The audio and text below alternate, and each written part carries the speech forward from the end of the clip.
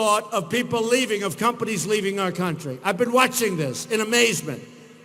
I never thought I was going to be doing this. Have I done a good job? Okay. Have I done a good job? You know, it was funny, before I get there. So I've been doing this now for 10 months. And they had an article, one of the magazines, said it was 10 months versus 200 and some odd 100 years of experience. Because we ran against 17 people, and if you add up all of their tenure, it's 200 and something years. So for 10 months, with no experience, we are doing well, folks, I'll tell you. But don't let the no experience fool you. I've been on the other side of the equation. I hate to tell you this. I was very much a part of the establishment. I was a big donor, and I was on the other side. But I know the system better than anybody else because I know how it works on both sides. I've been there so long. I know so much about lobbyists and special interests and whatever the hell you want. And with me, you're getting me. I'm representing just you. Just you. So, on the primaries, I spent $55 million of my money. And in fact, somebody said, I guess for legal purposes, they put it down as a loan, where I loaned myself $55 million. I will say to you tonight, I've been saying it all the time, I'm going to determine, I don't even want it as a loan. I don't even know why. When somebody does it, they always put it down as a loan. I'm not paying myself back. We're wiping out that loan. I'm in for $55 million. I turned down, and it always was intended to be that way. Sometimes the lawyers do things, you say, why are you doing that? They almost can't explain it. But it seems that many people do that. But we're terminating that. Millions and millions of dollars was offered to me, and I said, no, I'm not interested in it. Now what we're doing is we're working with the Republican National Committee. They have treated me fairly, by the way, or I guess I wouldn't be here. Yeah, I think I would have been no matter what, because frankly, we won by such landslides that no matter what they wanted to do, right? We won so big, no matter what they wanted to do. You know, I tell the story all the time about the prize fighters. They go out and they fight in somebody's home territory. And I know so many of the prize fighters. I have a lot of prize fights. I've always liked it. I've held many, more Mike Tyson fights than anybody else. But I've had a lot of fights. And I'll say, why are you going to that community? A lot of money there, Mr. Trump, a lot of money. But if you come to a judge's call, they're going to rule against you if it's a close fight. Not even if it's a close fight. They're going to rule against you, period. They said, there's only one way to solve that, Mr. Trump. I got to knock him out. And that's what we did. That's what we did. Because it's a rigged system. It wasn't meant for me to win. The system isn't set up like that. But we won in New Hampshire so big. I love New Hampshire. We're going to solve they have a tremendous drug problem, heroin, in New Hampshire. We're going to solve that problem. We are going to solve the problem that's coming in from the southern border. We want to solve the drugs that are pouring in to our country. We're going to solve it, okay? We're going to solve it. But we won New Hampshire.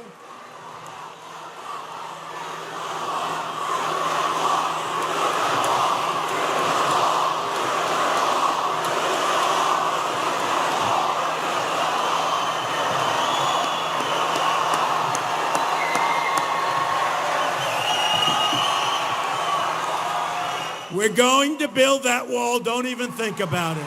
Don't even think about it. And who's going to pay for the wall? Who? 100% right, okay? 100%. You know, I was watching, coming in, I have the television, and I'm watching, and one of the shows had, a poll came out. And I like the poll because I'm doing very well. And in some of the polls now, I'm beating Hillary Clinton, and quite easily. We love that. We love it. Fox had a very good poll, came out a couple of days ago. We're number one, and we're right around. That's, believe me, folks, when you watched her today, she does not look presidential. That I can tell you. She does not. This is not a president. 4 more years of this stuff, and I'll tell you, we're not going to have a country left, believe me. And if I win, believe me, make America great again, and it's going to be greater than ever before. We have a chance to be greater than ever before. Greater than ever before. But a poll came out, and it said, do you think Trump is going to build the wall? These people just don't understand. Remember when I first announced, they said, do you think Trump is serious? And the pundits would say, well, he's not going to run. And then if he runs, so then I announced I was running. But if he runs, he's only going to have fun for a couple of weeks, build up his brand, my brand. I get killed. I had such a beautiful brand. I get killed with my brand with this stuff. You know why? If you get 55%, you have a landslide. That means that 45% of the people hate you. In the old days, I had 100% of the people that loved me. Now I have 55% of the people that love me, but really more than that. If you look at the last, oh, that's okay, don't worry about it. He's very quiet. Let him enjoy himself. I want him to enjoy it. We need our protesters. I love my, no, leave him alone. Leave him. That's okay. It's all right. That's all right. Now leave him alone. We got to be nice. Don't forget, the only one I hear are you people. I don't hear him. All right. Don't hurt him. See the way I say that? I've learned. Don't hurt him. Don't hurt him, please. No, he's fine. I would have left him here because he was fine. But here, wow, look at all the people that are forming back there. This is crazy. Man. It is true, though. I said, where the hell? These people are going to be at the game. I don't know how many people are at the game, but this is better. Is this more fun than the basketball game? And you know what's more importantly? Honestly, it's a lot more productive. And I like basketball and all of that. This is about America first. This is about putting our country first. It's about showing people that we're not going to be listening to stupid people anymore, that we're not going to have people making deals like the Iran deal, like the Sergeant Bergdahl deal. They get, I mean, think of it. They get 5 of the people that they've wanted for 8 years, and we get Sergeant Bergdahl, a traitor, where 5 people were killed looking for him. These are the deals, the 5-for-1. I call him the 5-for-1 president. So we're not going to do that stuff anymore, folks. Those days are over. The days of the Iran deal where they get $150 billion, we get nothing in that deal, nothing, except laughed at and scorned. And then I watch Hillary Clinton. She started the foundation of that deal, and now she's proud of it. But she's only proud of it for one reason. You know why? Because Obama wants it. Anything Obama wants, she's going forward with. Because you know why? She doesn't want to go to jail. That's why, folks. That's why.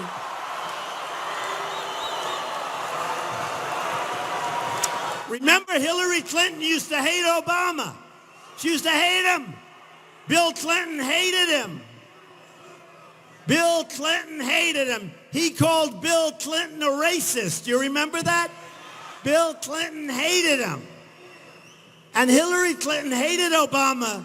Now it's, yes, sir, Mr. President, sir. Yes, sir. What would you like? What would you like me to say here, sir? The only reason she's behaving like this, and the only reason she's been dragged so far left, believe me, is she doesn't want to go to jail over the emails, okay? Believe me, that's the only reason. One simple reason. Because you know what, folks? I used to say, leave it up to the lawyers. I have watched so many lawyers on so many different networks. I have read so much about the emails. Folks, honestly, she's guilty as hell. She's guilty as hell.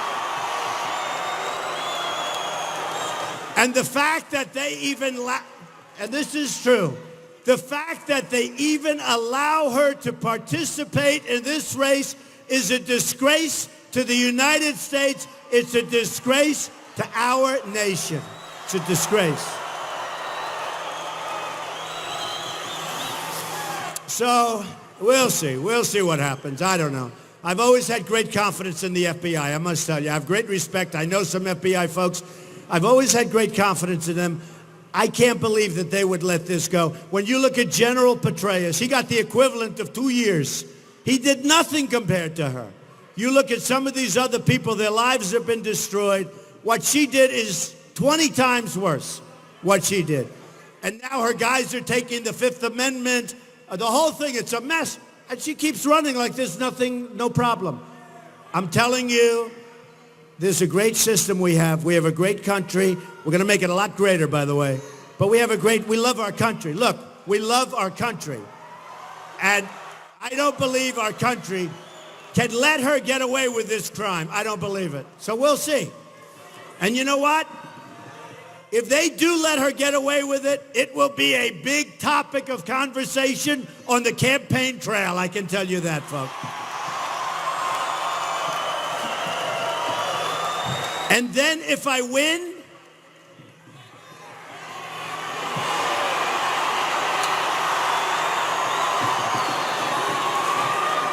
it's called a 5-year statute of limitations if I win.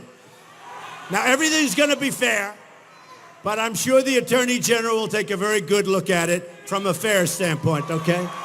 I'm sure. I think it's disgraceful. So we have a very important race. We're doing amazingly well. Some of the pundits are saying the most phenomenal thing they've ever seen in government. Newt Gingrich said the other night, there's never been anything like this, and he's a historian, a great historian. There's never been anything like this in the history of our country. We go like this crowd. We have great crowds, right? We always have great crowds. I mean, look at this place. Look at this. Amazing. This is amazing. Hey, cameras, why don't you take a look at this, please, if you would. They don't turn. They don't turn. The other night, Crazy Bernie, he's a crazy guy, but he's doing okay. He is nuts. He is a total nut job, but you know what? He's doing okay. And by the way, he does get the second biggest audience is nothing like us, not even close. And everybody knows it. But here's the difference. So the other night, they said, ladies and gentlemen, Donald Trump, here's Donald Trump. I had like a tremendous, I don't know, close to 20,000 people. And this happens all the time. Ladies and gentlemen, Donald Trump is speaking now, and he's just finishing up, and blah, blah, blah. Then when everyone leaves, they usually have somebody standing there. The place is empty. It looks like a garbage dump, all this, everything gone. And they'll say, Donald Trump just spoke, and blah, blah, blah, and then let's all fall asleep. Okay. Then they have Bernie Sanders. He had 3,000 people. Bernie Sanders had a tremendous crowd tonight of 3,000 people. Unbelievable crowd. And I'd have 20 and they don't mention it. Just like when I said to the cameras, turn around and show these people, even during this big game in this territory. It's amazing to me. I mean, it's incredible. And I honestly, even coming here, I said to my people, are you crazy to be having it at that location? It's a great honor. But look, we have to vote. We have to do a mandate.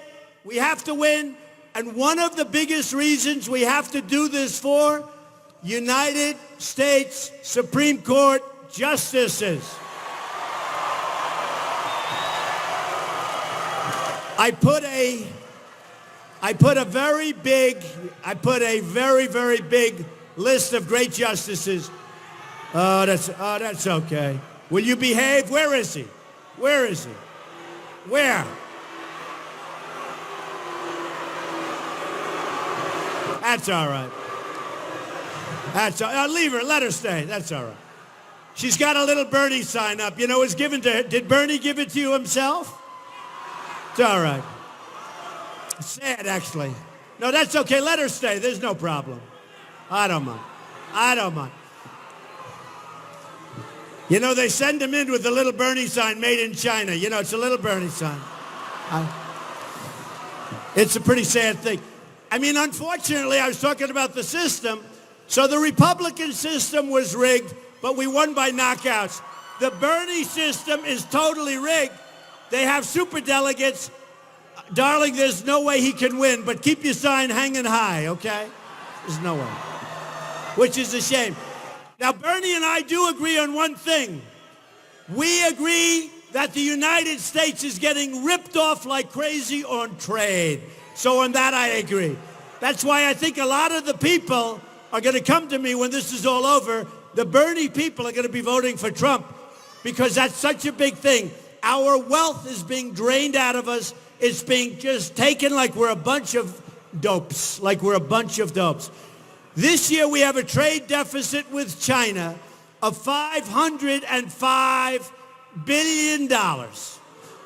We have a massive trade deficit with Vietnam, with Japan, with Mexico. You could name any country, virtually any country we deal with, we have a trade deficit. It used to be the other way around when we were smart and strong. But we haven't been smart and strong for many, many decades, and we're going to change that around, folks. We're going to change it around. We're going to change it around. Now, we have to change it around. We can't keep going like this. We can't. It's not like we have a choice. Oh, gee, let's go like this for another 25 years. If we're going to save our Social Security, and I'm the only one that's going to save it, believe me, without cuts. If we're going to save our Medicare, if we're going to save all of these things that we have to save, we have to bring our jobs back, and we have to make sure that nobody's taking our jobs anymore, folks. And we're going to do that. We're going to do it. So, remember a couple of things. Hillary Clinton wants to abolish the Second Amendment. She wants to abolish it. Abolish it.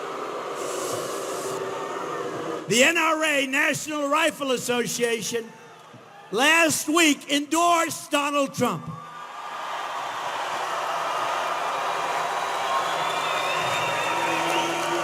I believe it's the earliest endorsement they've ever given to a presidential candidate. And I give that credit to my sons. They've been members for a long time. So have I. But my sons are fantastic. And they really, and by the way, I have to say this. Wayne and Chris and all of the people that I've met at the NRA, these are great people. They're great Americans. They love the people of this country. They want the people of this country to be safe. These are great people. So I want to thank them for the endorsement. National Rifle Association.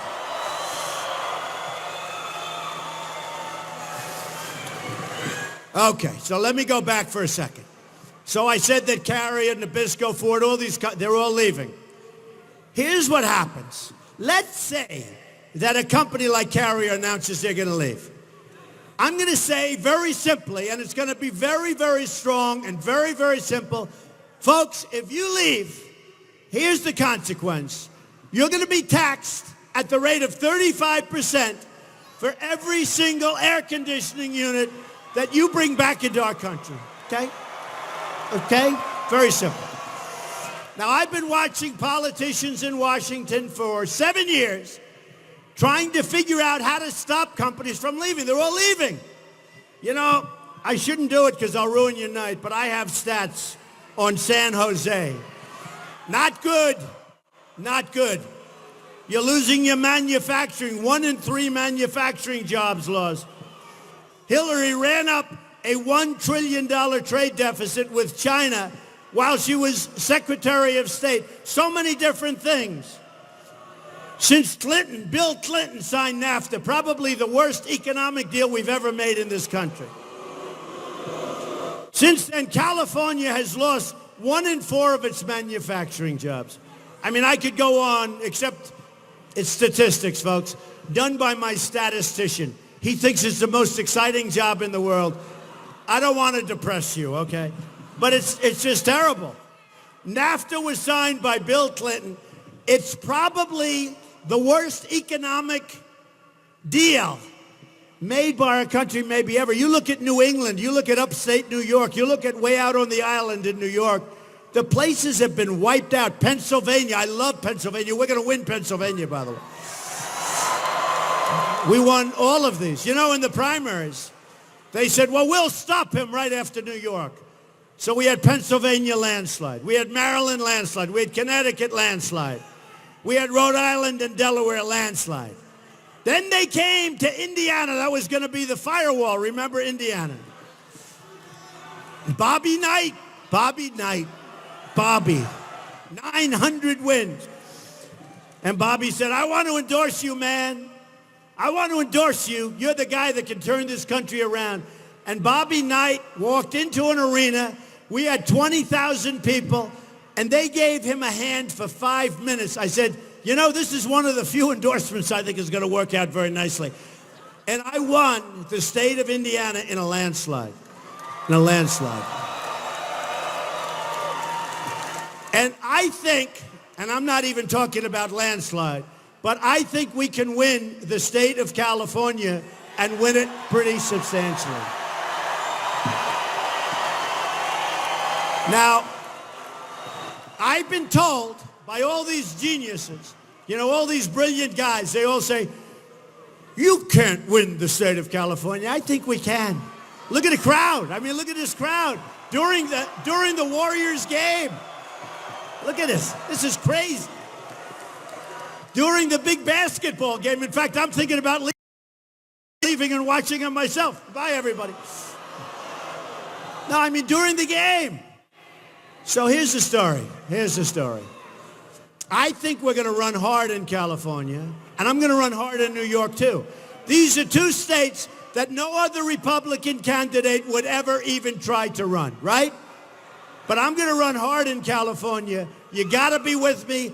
I think we can win California.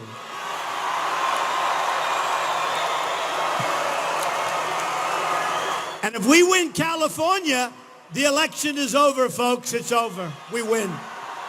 And then we will make America great again, believe me. It's over. Now, with that being said, Hillary has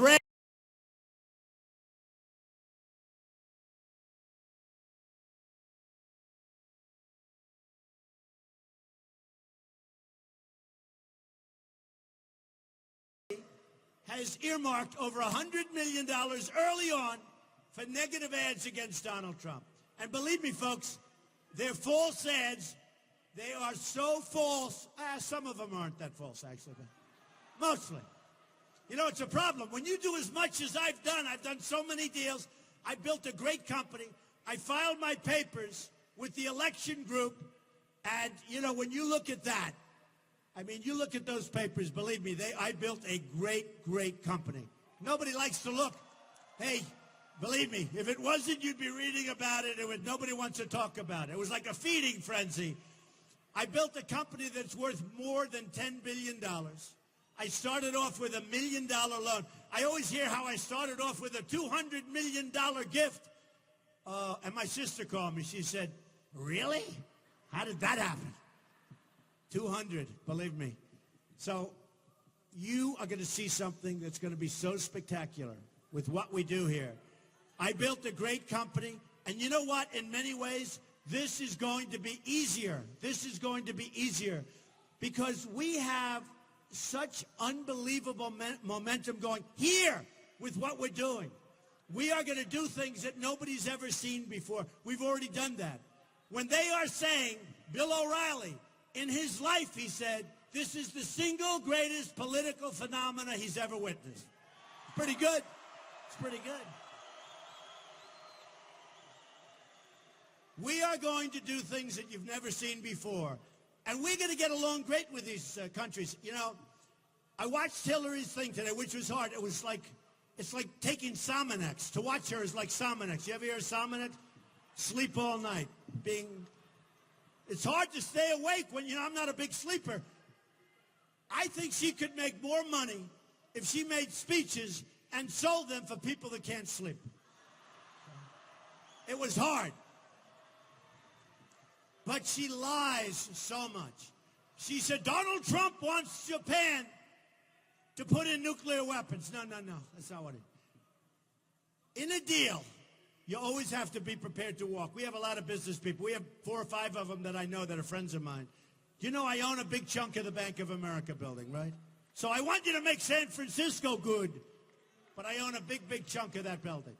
And I will tell you, in a deal, you have to be prepared to walk. You can't go into a deal and say, I'm not walking. Now, Crooked Hillary said, we will always stand by our partners. We will never leave. We will stand by our partners. We never, ever will leave. These are great allies. She said, China is jealous of us. And she said, who else is jealous? She said, China and Russia are jealous of our relationships. They're not jealous. They think we're stupid. We give them free defense. They think we're stupid. She's saying that China and Russia are essentially envious or jealous of our partnership with all of these people that are taking our money. So here's the story. Here's what I said. Remember this, and I have to tell you, the New York Times is a terrible newspaper. It's failing. But David Sanger, very good writer, did a very accurate story. The Washington Post is a totally dishonest newspaper, totally. I mean, they are the worst. But the New York Times, pretty bad. Hey, how about the story they did a week ago about Donald Trump and women, and then all the women came back and they said, that's not true. We love Donald Trump. Right? Right? The story was a fraud. In fact, I saw the women. I said, oh, that's great news for me. They're going to say good. And then I read this stuff. I said, man, I can't believe that she would say it or she would say it. So you had Carrie Prejean, and she said, no way, I didn't say that. And you had Roanne, and she said, there's no way. I have great respect for Donald Trump. He treated me great. He was a great guy. You had all these women. You had one woman said, I told her not to eat that piece of candy. This is I had a lot of friends call me up and they say, we're really disappointed in you, man. Tell you what. And this was a woman, okay, like 25 years ago. I put her in charge of construction of a building. She was fine. Okay. Then she went to another company. She wanted to come back. She begged me to come back. But I gave her a job. Remember, her name was Ress. I gave her a job that no other woman had ever been in charge of building a massive skyscraper in New York. No, Trump Tower. I gave her the job.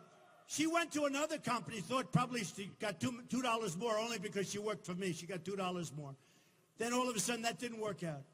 For many years, she's been writing me letters saying, you're the greatest, I'd love to come back to work for you. You're the greatest. She even wrote me one letter saying that I'm not sexist. I said, what the hell does that have to do? She wrote me a letter or an email. I love emails. You can't erase emails. You can't erase them. I love them. Because I said to Rona, my executive assistant, I said, Rona, didn't this Barbara write me emails wanting to come back? Well, I'll find out. She comes back 2 minutes later. She's got a whole pile of emails. By the way, Hillary Clinton is missing 30,000 emails. They've been deleted. 30,000. 30,000 emails. And remember I said I was a counterpuncher? I am. After what she said about me today in her phony speech, that was a phony speech. That was a Donald Trump hit job. I will say this. Hillary Clinton has to go to jail, okay? She has to go to jail. Has to go. That was a phony hit job. She's guilty as hell. So this woman, Barbara Ress, is praising me that Donald Trump is great. Mr. Trump, I'd love to have a job. Could I go use a hotel? All this stuff. And then she writes a letter that I'm not sexist. Okay. I never had anybody. By the way, anybody that writes a letter without the words being mentioned, that you're really good and you're not sexist. Anybody puts that in a letter, that you know they're trouble, okay?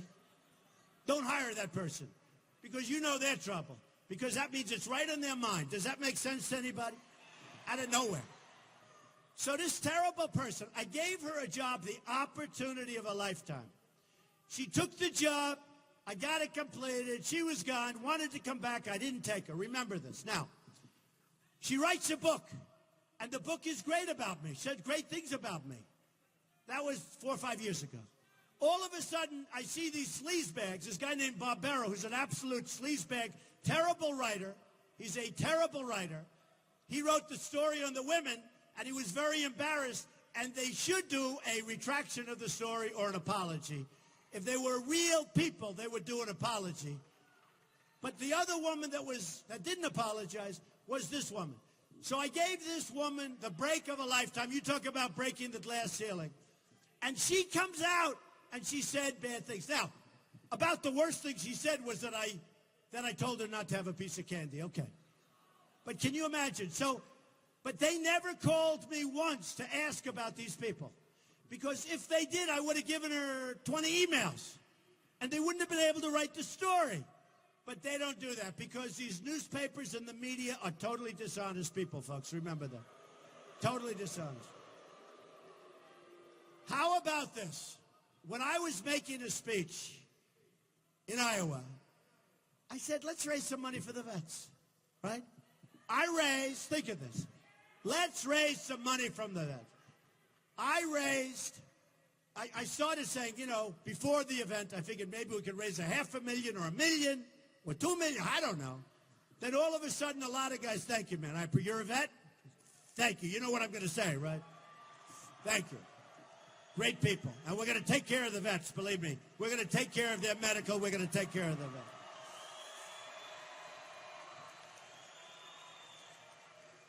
So I said, let's raise some money. I had no obligation. I was supposed to make a speech like this in Iowa. So I'm start the speech. And during the speech somewhere, I said, let's raise some money for the vets. A friend of mine was there, Phil Ruff, and he gave $1 million. Another friend, Ike Perlmutter, gave $1 million. Great guy. Another guy, Carl Icahn, great guy, gave $500,000. Stuart Raw gave $1 million. I said, wow, we're doing well. And during the course, I said, let's see if we can do $3 million, $4 million, $5 million, $6 million. It doesn't matter. Whatever the hell the number. And a lot of money came in. We distributed. All of a sudden, I'm getting the worst publicity of my life. So here's the final number, but the number could go up because there's more coming in. Because we have to vet a lot of these places. You can't send them a check for $200,000. You don't even know who the hell you're sending it to. So you watched my press conference the other day. So the Washington Post, which is just a ploy for Amazon so that Amazon doesn't pay taxes, so that Amazon doesn't get accused of monopolistic practices, because frankly, they're putting all the retailers out of business, okay? You want to know the truth. And the politicians are afraid of them because the guy bought the Washington Post. But here's the story. So they start doing stories like, how much did he give? How much? Where's the money? When's it going to be delivered? I said, I don't care. It's whatever it is, it is. I wrote a check for $1 million, by the way, $1 million. And I sent it. And I was going to give it to 4 or 5 companies. We couldn't vet them. I just said it was too complicated, so I gave it to one company. But that's great, one group.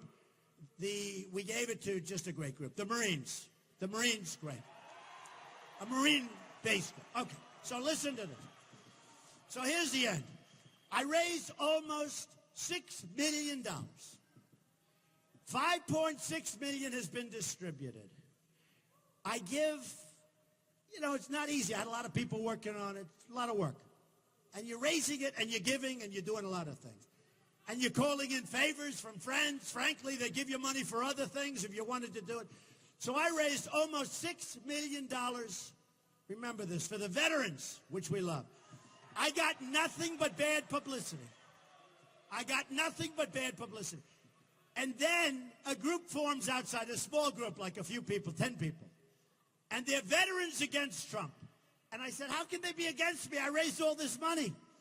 It turns out they were sent there by Hillary Clinton. It's honestly, folks, it's a disgrace. So I'm so proud of it. Here's the good news. You want the good news?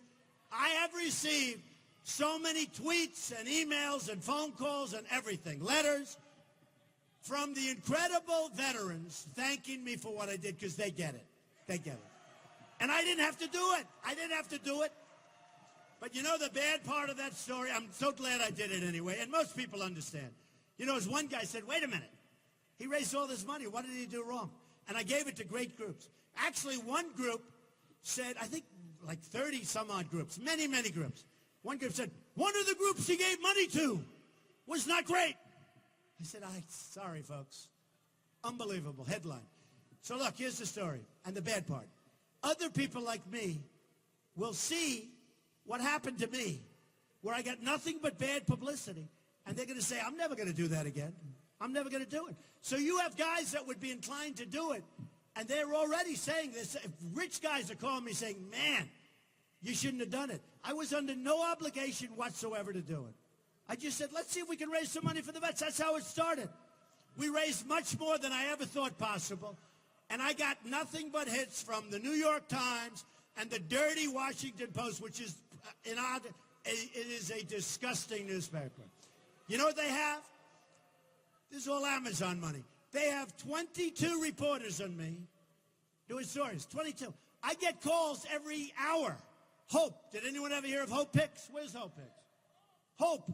She gets calls every half hour. This is the Washington Post. We're doing a story on a deal Mr. Trump did in 1973. I said, man, that's a long time. You don't have a good memory. That's a long time ago. They want to do anything. They are discussing. Now they say they're doing a book. You know what they're doing? They're taking all of the bad stories and they're just putting it in, sealing it, doing a book. These are dishonest people, folks, let me tell you. But we're not finished because, see, I don't care. Other guys wouldn't say this. A politician wouldn't say this. They'd say, oh, the Washington Post. I don't care. I couldn't care less because the people understand it. So for the vets, I am very happy I raised that money for you vets. I'm very happy. Even though it got me a lot of bad ink, I'm very happy. I'm very happy. So, and I want to thank you. Thank you. Thank you.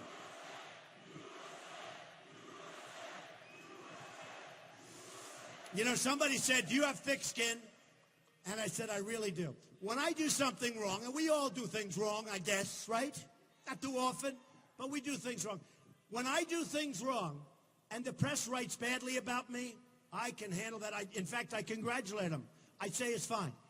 When you do things that are good things, and they try and make it look like it's bad, that's when it's not fair. And that's when you have to fight back. You have to fight for your rights, folks. Remember that. You have to fight for your rights. So here's the story. We're going to build our military bigger, better, and stronger than ever before.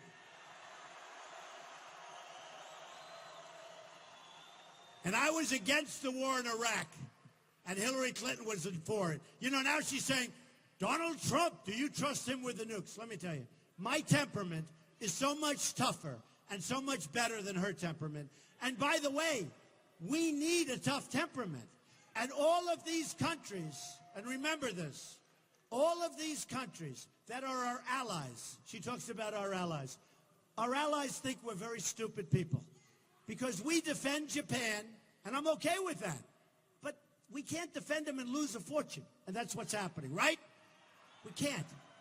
We are not a rich country. We're a poor country. We're a country that owes $19 trillion, soon to be $21 trillion. We have Obamacare, which is a disaster. Did you see in Texas today? Blue Cross, Blue Shield in Texas. Blue Cross, Blue Shield, Texas, just announced, they go through Obamacare, that they're going to have to raise it up 60%. 60%. In other words, you're going to have a 60% increase, Blue Cross, Blue Shield, Texas. This is going to happen all over. A lot of these numbers are going to do on November 1st. Obama's trying to make it so that instead of November 1st, it's going to be December after the election. We can't let him do that because I'll tell you what, just on that point alone, they lose the election. On guns alone, Hillary Clinton loses the election on the Second Amendment. The Second Amendment. So we're going to rebuild our military. Our military is very sadly depleted. You have to see the numbers. The number of ships we have compared to 15, 20 years ago. The number of soldiers, the number of everything. Our equipment is old. I saw on CNN, I thought it was amazing. CNN did a profile of our pilots and the planes. And they're talking, these pilots are great pilots, jet fighter pilots. These are great people, great people. And they show a plane that's like 17, I think it was an F-18. It was like 17 or 18 years old. and it looked it. And they said, and these were active fighter planes with fantastic people at the helm fighting. And they said, no, the planes are very old and they're falling apart. And what we do is we go to the plane graveyard. Did anyone see that? And we take parts. We take parts off old planes that are sitting in the graveyards, and we take parts off planes that are in museums. Did you see that? And we use the parts and we put them on the planes and we fly them. And the pilot said, he was there for like 15 years. He said, no, I'm going to get out. It's so sad to see. That's what's happening in the United States. We can't let that happen. We can't let it happen. Why aren't we getting beautiful new equipment? Why aren't we doing it? And other nations are putting up brand new, beautiful new planes, and we don't have it. It's not going to happen any longer. We're going to build up our military bigger, better, and stronger than ever before.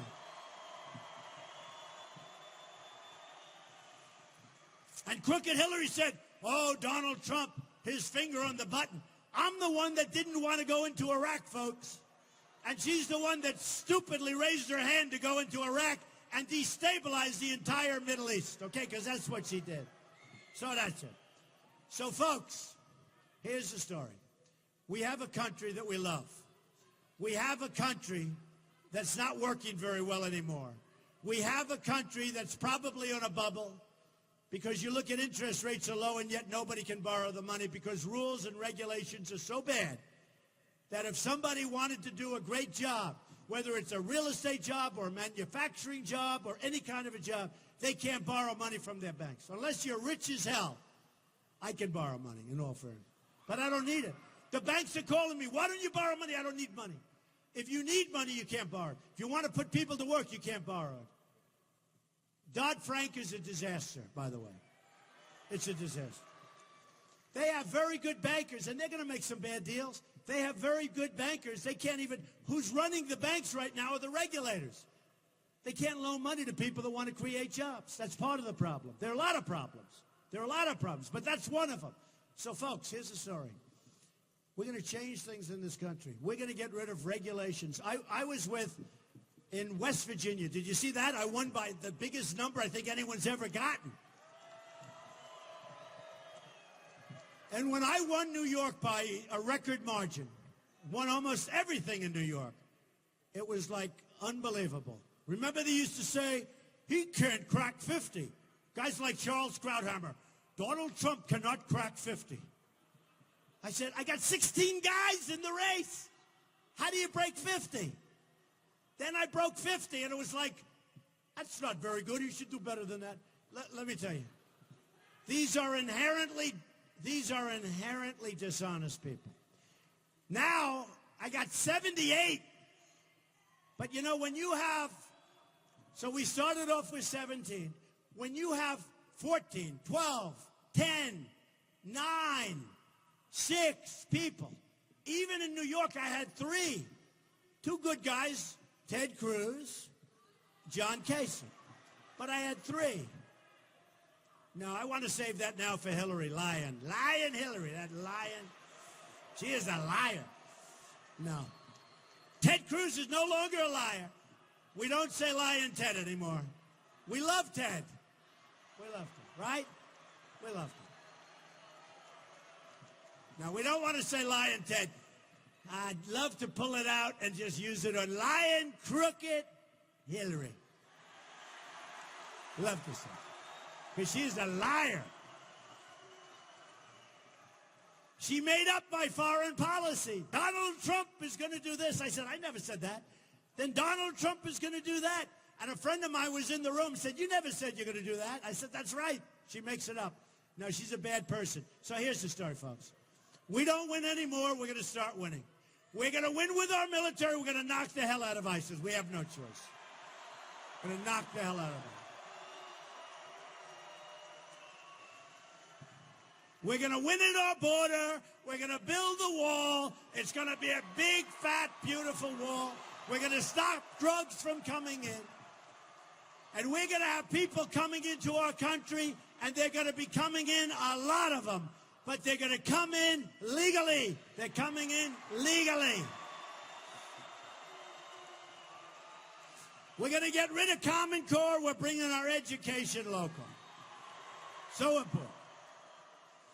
We're going to repeal and replace horrible, expensive, disgusting Obamacare. We're going to replace it with something great. We're going to save our Second Amendment from Hillary and all these people that want to kill it. We're going to appoint beautiful, incredible, unbelievable Supreme Court justices. As close to Justice Scalia as we can get. He was great. Great. We are going to make trade deals that are going to bring jobs back to the United States. We're not going to let them devalue their currencies and take our jobs away from us. We're going to start making our own goods from now on, folks. We're going to create jobs. We're going to create wealth for our country, and we're going to be proud of our country again.